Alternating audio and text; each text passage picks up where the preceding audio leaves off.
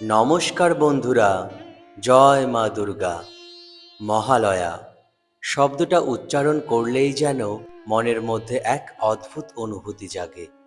ভোরবেলা আকাশে শঙ্খধ্বনি, ঢাকের বাদ্য আর অলৌকিক এক আবহ তৈরি হয়। বাংলার ঘরে ঘরে মানুষ বসে রেডিওতে বা টিভির পর্দায় শুনে আসছে দেবীর আহ্বান, জাগো দুর্গা, জাগো দয়াময়ী। মহালয়ার মানে শুধু দুর্গাপুজোর সূচনা নয়, এটি হলো এক বিশেষ তিথি যেদিন পিতৃপক্ষের সমাপ্তি আর দেবীপক্ষের সূচনা ঘটে।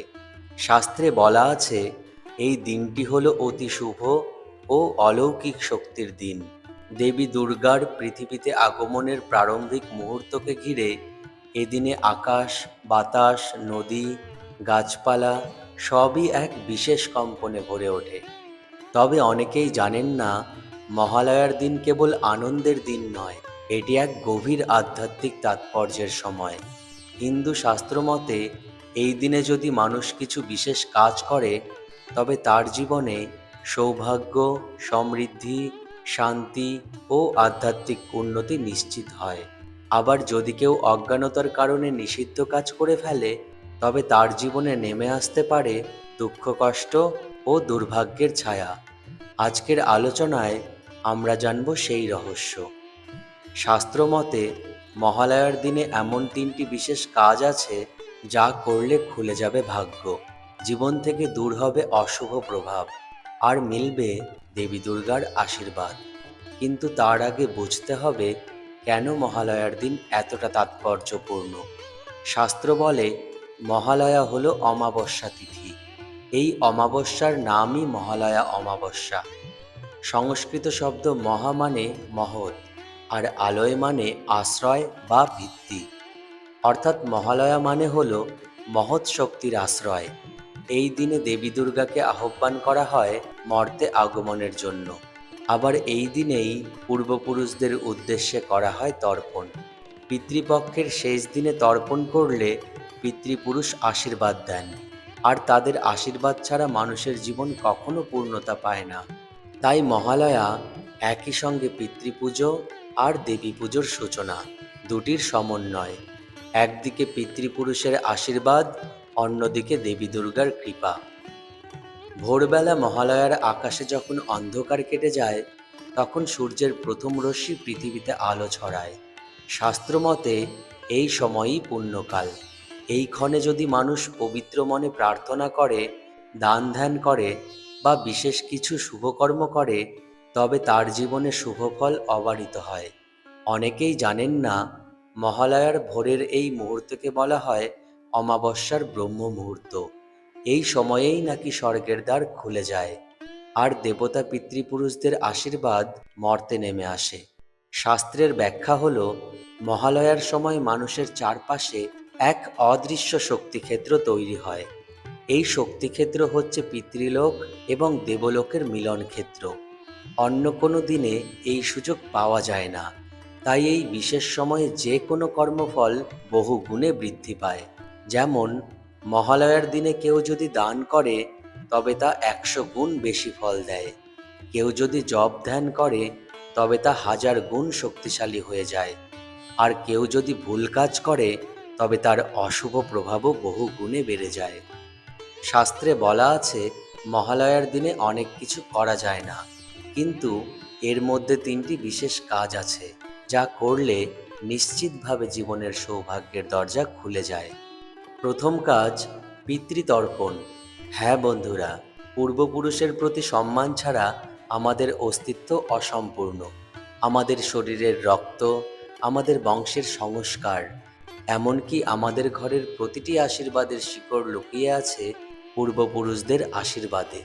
শাস্ত্রে বলা হয়, যে ব্যক্তি পিতৃঋণ শোধ করে না, তার জীবনে শান্তি আসে না। মহালয়ার ভোরে গঙ্গার ঘাটে বা নিজের ঘরে তিল ও কুশ মিশিয়ে জল ঢেলে পিতৃপক্ষের তর্পণ করা হয়। এই জলের ধারা পৌঁছে যায় পিতৃলোকে, আর সেখানে বসে থাকা আমাদের দাদু, পরদাদু, প্রপিতামহ সবাই আশীর্বাদের হাত বাড়িয়ে দেন। যখন তারা সন্তুষ্ট হন, তখনই ভেঙে যায় জীবনের দুর্ভাগ্য, কর্মক্ষেত্রে সাফল্য আসে, সংসারে শান্তি ফিরে আসে। এক প্রাচীন কাহিনী বলে, এক রাজা ছিলেন যিনি দেবতার পুজো করতেন প্রতিদিন, কিন্তু কখনো পিতৃতর্পণ করেননি। ক্রমে তার রাজ্যে দেখা দেয় খরা, ফসল নষ্ট হয়, প্রজাদের মধ্যে ছড়িয়ে পড়ে অশান্তি, অকাল মৃত্যু এসে গ্রাস করতে থাকে মানুষকে।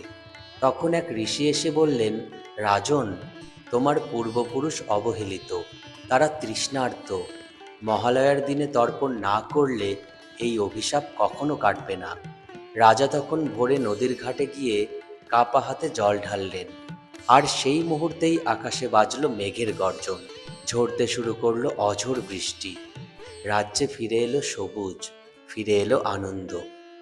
বন্ধুরা, এভাবেই মহালয়ার প্রথম কাজ পিতৃতর্পণ।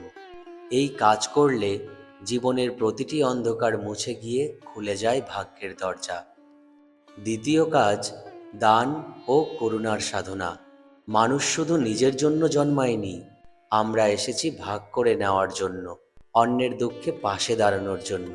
শাস্ত্র বলে, দানে ধনং না ক্ষীয়তে, অর্থাৎ দান করলে কখনো ধন কমে না, বরং বৃদ্ধি পায়। আর মহালয়ার দিন এই দানের মাহাত্ম্য বহু গুণে বেড়ে যায়। শাস্ত্রমতে বলা হয়েছে, অন্নদান হলো সর্বশ্রেষ্ঠ দান। যে ক্ষুধার্তকে অন্ন দেয় সে আসলে ঈশ্বরকেই অন্নদান করে। তাই মহালয়ার দিনে এক মুঠো ভাত, এক টুকরো রুটি, এক পেয়ালা জল, এই ক্ষুদ্র অর্ঘ্যও হয়ে ওঠে মহৎ কর্ম, যা আপনার জীবনে ফিরিয়ে আনে অগণিত আশীর্বাদ। তবে শুধু অন্ন নয়, বস্ত্রদানও মহাপুণ্য।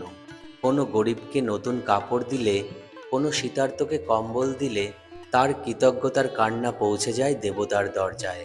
শাস্ত্রে লেখা আছে, দান করলে শুধু দুঃখীর মুখে হাসি আসে না, দান করলে আপনার নিজের জীবনের অন্ধকারও দূর হয়। পুরাণে এক কাহিনী বর্ণিত আছে, এক সময় এক দরিদ্র ব্রাহ্মণ ছিলেন। মহালয়ার দিন তার ঘরে ছিল মাত্র এক থালা ভাত। স্ত্রী আর সন্তানের সঙ্গে বসে তিনি খেতে যাচ্ছিলেন। ঠিক তখনই দরজায় এলেন এক ভিক্ষুক। ক্ষুধার্ত কণ্ঠে বললেন, আমাকে অন্ন দাও। ব্রাহ্মণ স্ত্রীর দিকে তাকালেন। স্ত্রী কাঁদতে কাঁদতে মাথা নেড়ে বললেন, দাও, এই দানই আমাদের রক্ষা করবে। তখন ব্রাহ্মণ ভাতের অর্ধেক ভিক্ষুককে দিয়ে দিলেন। রাতে স্বপ্নে তার কাছে আবির্ভূত হলেন দেবী দুর্গা। মা বললেন, আজ তুমি দান করেছ, তাই আমি তোমার ভাগ্য লিখে দিয়েছি নতুন করে। তোমার জীবনে আর দারিদ্র্য থাকবে না। পরদিন রাজা এসে ব্রাহ্মণকে রাজপুরোহিত নিয়োগ করলেন। ব্রাহ্মণের ঘর ভরে উঠল ধন, সুখ আর শান্তিতে। মহালয়ার দিনে দানের প্রভাব বহু গুণে বেড়ে যায়। এই দিন আপনি যা দান করবেন তার প্রতিদান ফিরে আসবে 100 গুণ বেশি। অন্নদান, বস্ত্রদান, তিল ও জল দান, প্রতিটি কর্মই আপনার ভাগ্যের দিক ঘুরিয়ে দিতে পারে। বন্ধুরা, মহালয়ার দ্বিতীয় কাজ হলো দান। যদি আপনি সত্যিকারের আন্তরিকতা নিয়ে এক চিলতে দান করেন, তাহলে সেই দান হয়ে ওঠে আপনার জীবনের সৌভাগ্যের চাবিকাঠি। তৃতীয় কাজ, দেবী দুর্গার আহ্বান ও প্রার্থনা। মহালয়ার ভোরে যখন অন্ধকার কেটে যায়, তখন শুরু হয় এক অলৌকিক যাত্রা। এই দিন দেবী দুর্গা কৈলাস থেকে মর্তে যাত্রা শুরু করেন। পৃথিবী ভরে ওঠে তার আগমনের আশীর্বাদে। শাস্ত্রে বলা আছে, যদি মহালয়ার দিনে ভক্ত হৃদয় দিয়ে দেবীকে আহ্বান করে, তাহলে দেবী নিজেই মর্তে নেমে এসে জীবনের সব অন্ধকার দূর করেন। দেবী আহ্বানের প্রক্রিয়া অতি সহজ। একটি প্রদীপ জ্বালান, মনে করুন আলোয় ভরে উঠেছে আপনার চারপাশ। তার নাম নিন, ওং দুর্গায় নমঃ। তারপর ফুল, বেলপাতা আর আপনার ভক্তি নিবেদন করুন। সবচেয়ে বড় কথা, আহ্বান করুন আন্তরিক হৃদয় দিয়ে। ভক্তির চোখের জলই হলো সবচেয়ে বড় আহ্বান। যে হৃদয় সত্যিকার ডাকে ভরে ওঠে, দেবী সেই ডাকেই সাড়া দেন। পুরাণ বলে, যখন অসুররাজ মহিষাসুর দেবতাদের স্বর্গ থেকে বিতাড়িত করেছিল, তখন সব দেবতা একত্রিত হয়ে দেবীর কাছে প্রার্থনা করেছিলেন। তাদের আহ্বানেই সৃষ্টি হয়েছিল দেবী দুর্গা। অসংখ্য দেবতার শক্তি মিলিয়ে জন্ম নিয়েছিলেন তিনি। তার হাতে ত্রিশূল, চক্র, তলোয়ার। তার চোখে ছিল আগুনের দ্যুতি। আর সেই দেবীই মহিষাসুরকে বধ করে পৃথিবীকে অশুভ শক্তি থেকে মুক্তি করেছিলেন। আজও একই সত্য, যদি আহ্বান করেন দেবী আসবেন। অসুর মানসিক হোক বা বাইরের, দেবী দূর করবেন প্রতিটি অন্ধকার। এই হলো মহালয়ার তৃতীয় কাজ, দেবী দুর্গার আহ্বান। পিতৃপুরুষের তর্পণ যেমন শিকড়কে শক্ত করে, দান যেমন সমাজকে সুস্থ করে, ঠিক তেমনি দেবী আহ্বান আপনার আত্মাকে জাগ্রত করে। এই তিন শক্তি মিললেই খুলে যায় ভাগ্যের দ্বার। এই তিন শক্তি মিললেই জীবনে আসে আলো। বন্ধুরা, মহালয়ার দিনে তিনটি কাজ, পিতৃতর্পণ, দান আর দেবী আহ্বান। এই তিনটি কাজ করলে আপনার জীবনের দুর্ভাগ্য ছায়ার মতো সরে যাবে। আপনার ঘরে আসবে শান্তি, সমৃদ্ধি আর দেবীর অক্ষয় আশীর্বাদ। তাই আসুন, এই মহালয়ায় আমরা শুধু দুর্গাপুজোর অপেক্ষা না করে নিজের ভাগ্যের দরজা খুলে দিই শাস্ত্রোক্ত সেই তিন মহৎ কাজের মাধ্যমে। ভাবুন তো, যখন আপনার পূর্বপুরুষের আশীর্বাদ, সমাজের সুখ আর দেবীর করুণা, এই তিন শক্তি একত্রিত হবে, তখন কি কোনো দুর্ভাগ্য টিকে থাকতে পারবে? মহালয়া শুধু এক উৎসবের সূচনা নয়, এটি এক নতুন জীবনের সূচনা। আজ যদি আপনি এই তিন মহৎ কাজ করেন, তাহলে আপনার জীবনের দরজা খুলে যাবে নতুন সম্ভাবনার আলোয়। আপনার ভাগ্য বদলে যাবে, অন্ধকার সরে যাবে, আর আপনি খুঁজে পাবেন সত্যিকারের শান্তি। মহালয়ার সকাল হোক আপনার জীবনের নতুন সকাল। এই ভোরের প্রদীপের আলো ছড়িয়ে পড়ুক আপনার হৃদয়ে। আপনার ঘরে আসুক আনন্দ, আপনার সংসারে আসুক শান্তি, আর আপনার প্রতিটি স্বপ্ন পূর্ণ হোক দেবীর আশীর্বাদে। জাগো দুর্গা, জাগো দয়াময়ী, এসো মা, আমাদের অন্ধকার দূর করো। বন্ধুরা, যদি আপনার ভালো লেগে থাকে এই মহালয়ার গোপন রহস্য, তাহলে ভিডিওটি শেয়ার করুন বন্ধু ও পরিবারের সঙ্গে, যাতে তারাও পায় দেবীর কৃপা। চ্যানেলটি সাবস্ক্রাইব করুন আর নিচে কমেন্টে লিখুন জয় মা দুর্গা।